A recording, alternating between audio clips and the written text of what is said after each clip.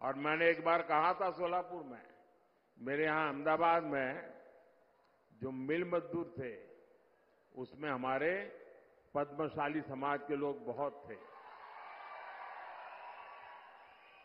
और कोई हफ्ता मेरे जीवन में ऐसा नहीं गया होगा कि मुझे किसी न किसी पद्मशाली परिवार ने भोजन न कराया हो। और एक प्रकार से मैं उनका नमक खा करके बड़ा हुआ हूं और आज मैं जो गरीबों की सेवा कर रहा हूं ना, मैं उनका कर्ज चुका रहा हूं।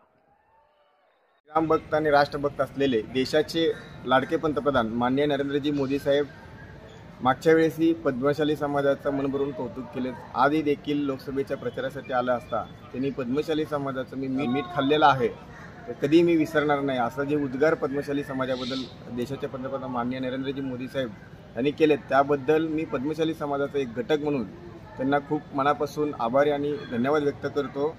आणि मोदी साहेबांना एक आश्वासित करू इच्छितो की पद्मशाली समाज कालही तुमच्यासोबत होता, आजही तुमच्यासोबत आहे आणि भविष्य काळातही पद्मशाली समाज आपल्यासोबत राहील। जय श्रीराम, जय महाराष्ट्र।